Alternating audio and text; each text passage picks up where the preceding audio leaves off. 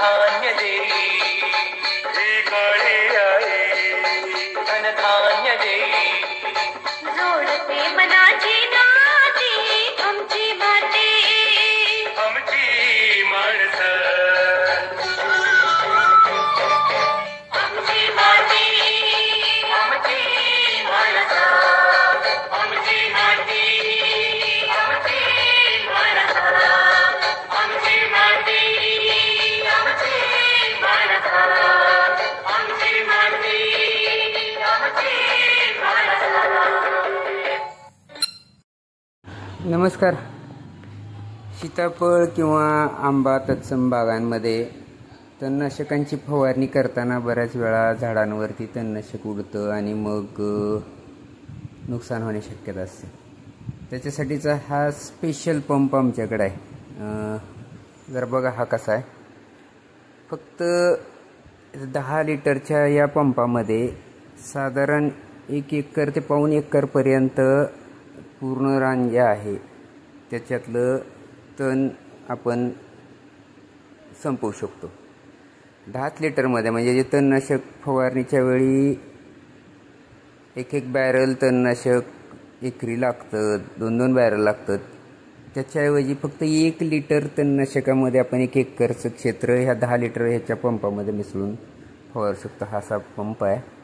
तुमच्याकडं असेल तर त्याच्याविषयी अजून काही सांगा. पण आमच्याकडचा हा पंप तुम्ही बघताय इतक्या आरामात तो चालतो आहे. याला कोणत्याही प्रकारची बॅटरी वगैरे चार्जिंगवरती नाही, तर हा छोटे पेन्सिल सेल जे आहेत घड्याळामध्ये असतात त्या पेन्सिल सेलवरती चालतो. आणि वरी या टाकीमध्ये ही जी टाकी आहे ह्या टाकीतून खाली फक्त गुरुत्वाकर्षणानं जेवढं पाणी खाली जातं आहे त्या पाण्यावरती तो चालतो. त्याला मोटार वगैरे टाकीमध्ये नाही आहे.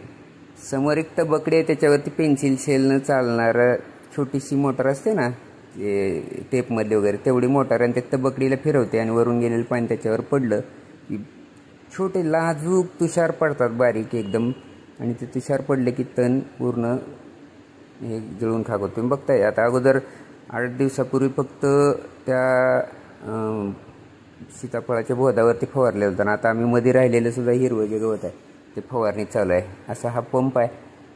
वेगळा आहे, अजून बऱ्याच जणांना माहीत नाही. लाभ घ्या. वजन उचलून कंटाळून गेलेले जे शेतकरी असतील त्यांनी हे बघा नक्की. आणि फक्त 10 लिटरमध्ये 1 एकरपर्यंतची फवारणी करा. म्हणजे 1 लिटर तणनाशकामध्ये हे सगळं काम आपलं पूर्ण होऊ शकतं.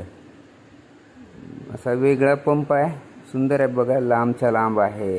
आणि हे जर कोणी झाडावर जर तणनाशक गेलं तर बऱ्याच वेळा झाडाचं नुकसान व्हायची शक्यता असते. पण ह्याची गंमत अशी आहे, हे जर गुडघ्याच्या वर उचललं तर ह्याच्यातून खाली तणनाशकाचं पाणीच येत नाही. त्यामुळं कसंही फवारायचं म्हणलं, एखादा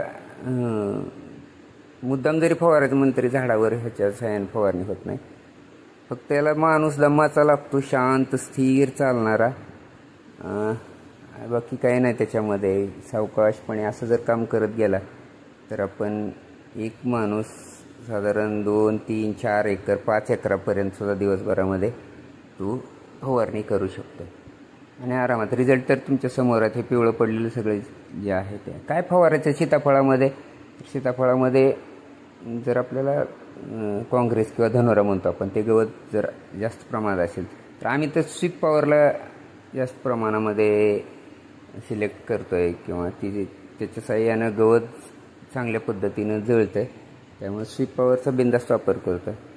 फार बारीक तुषार उंच जात नाही. तर हवा तर नसलीच पाहिजे, महत्त्वाची गोष्ट आहे. हवा नसताना जर आपण फवारलं तर अजून रिझल्ट चांगले मिळतात आणि आपलं होणारं नुकसान जे आहे ते आपल्याला कमीत कमी करता येणार. ह्या अवस्थेमध्ये सध्या फळं आहेत. रात्री एका बांधवाने विचारलं तणनाशक कधी फवारलं आहे, तर फळं आता चांगली सेट झालीत अशी, आणि त्याच्यामुळं आता बिनधास्त तणनाशक फवारायला काय हरकत नाही. तणनाशक कधी फवारा, काळजी एक घ्यावीच लागते की तुम्ही झाडावरती पानावरती तणनाशक कसल्याही परिस्थितीत उडालं नाही पाहिजे. मग कधी फवारू शकता तुम्ही.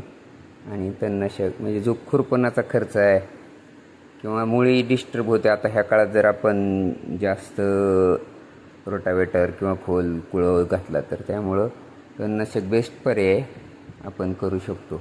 आणि पावसाळ्याच्या दिवसात माती वाहून जाणं वगैरे जे आहे ते पण होत नाही. गवताच्या मुळ्या ज्या आहेत त्या मातीला घट्ट धरून असतात, त्यामुळे फवारणीच्या वेळी पण त्रास होत नाही. त्यामुळं बाकी तण काढीत बसण्यापेक्षा बेस्टपैकी तणनाशक जर आपण फवारलं तर आपलं काम होऊ शकतं. कसा वाटला आमचा पंप आणि हे जुगाड तुम्ही नक्की सांगा. मला वाटतं हे इटलीचं टेक्निक आहे. इटल गार्ड नावाची कंपनी आहे, इटालियन कंपनी आहे. त्यांचा हात पंप आहे. साधारण किंमत थोडी जास्त आहे आपल्या स्प्रे पंपापेक्षा, म्हणजे बॅटरी पंपापेक्षा, पण छान आहे.